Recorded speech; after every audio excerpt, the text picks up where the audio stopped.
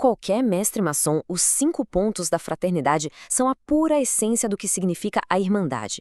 É, sem dúvida, um dos pilares da maçonaria.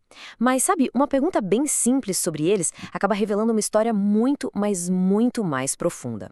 Por que justamente pontos, e não, sei lá, passos ou princípios? A resposta para isso nos leva numa verdadeira viagem pela história da maçonaria e vai revelando como o significado dessa palavrinha evoluiu ao longo dos séculos. Bom, vamos mergulhar nisso. Se a gente voltar no tempo, lá para o dicionário de Johnson de 1754, vemos que a palavra ponto significava um assunto principal ou central. Então, olha só, desde o comecinho, a ideia já era que esses não fossem meros itens numa lista, mas sim os assuntos centrais que definiam a conduta de um irmão. Para encontrar a raiz disso tudo, a gente precisa olhar para alguns dos documentos maçônicos mais antigos que existem. A história desse termo é, na verdade, a história da própria maçonaria se formando. No poema Regius, que também é conhecido como Manuscrito Halliwell, a gente encontra 15 regulamentos que governavam a conduta dos membros da arte. E adivinha como eram chamados? 15 pontos. O texto original, em inglês arcaico, diz "The 15 points they are written", que quer dizer algo como "os 15 pontos que estão escritos". E aqui está, o próprio manuscrito. Olhar para esse documento é como olhar diretamente para as origens da maçonaria especulativa. Cada linha que a gente vê aí representa uma regra fundamental que guiava os primeiros maçons. É impressionante.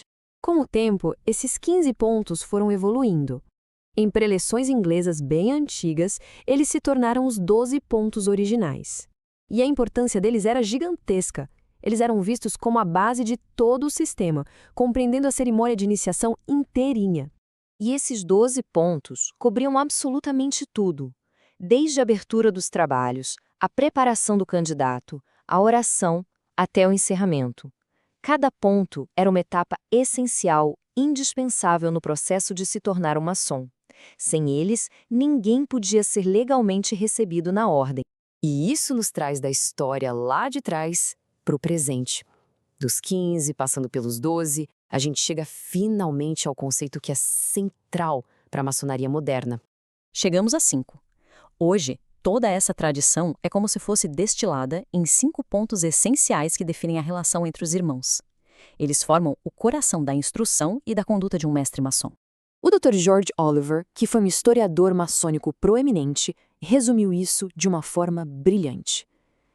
Cada um desses pontos é um pilar da conduta maçônica, um guia prático para a vida em fraternidade. Vamos ver o que cada um significa na prática? Agora sim, vamos detalhar esses 5 pontos, porque eles são muito mais do que simples frases, viu? São compromissos ativos, para valer. O primeiro ponto começa com a mão.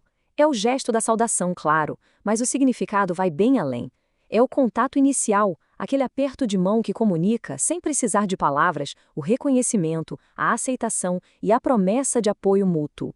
Então, o ponto principal aqui é que quando as necessidades de um irmão clamam por ajuda, a mão deve ser estendida e sem demora.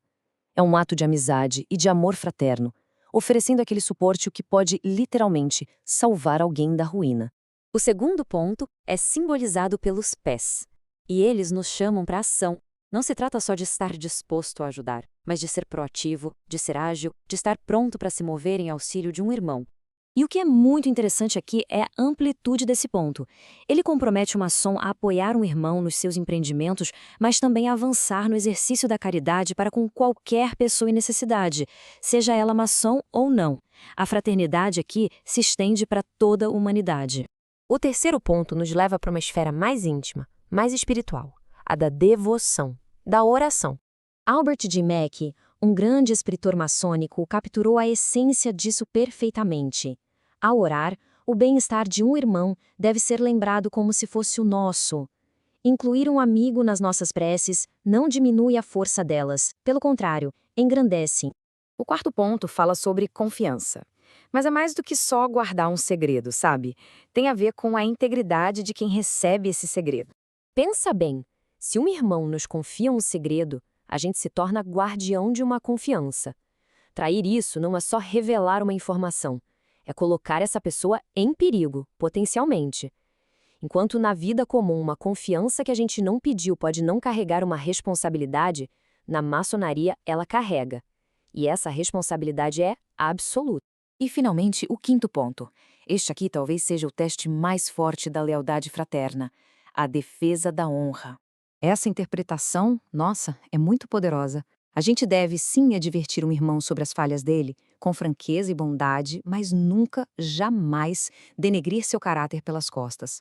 Quando outros o atacam, nosso dever é apoiá-lo e defendê-lo. É como se a presença de um irmão já garantisse a defesa do que está ausente. Então, de onde vêm esses princípios tão profundos? A resposta, muito provavelmente, está nas fundações literais da maçonaria. O amor fraterno maçônico começou com os laços muito estreitos dos maçons operativos. Imagine só: homens trabalhando lado a lado, cortando e assentando pedras para erguer uma catedral. Vivendo, trabalhando, planejando juntos, eles aprenderam a se respeitar, a se proteger e a cuidar uns dos outros. Foi dessa necessidade bem prática que nasceu a fraternidade. Aqueles maçons operativos mostraram ao mundo que, entre eles, as palavras "meu irmão" eram um compromisso, um selo de confiança forjado em pedra e trabalho. E isso nos traz de volta para o presente. Hoje, no mundo de conexões tão passageiras, talvez a pergunta mais importante que esses 5 pontos nos fazem seja exatamente essa: o que realmente significa chamar alguém de irmão?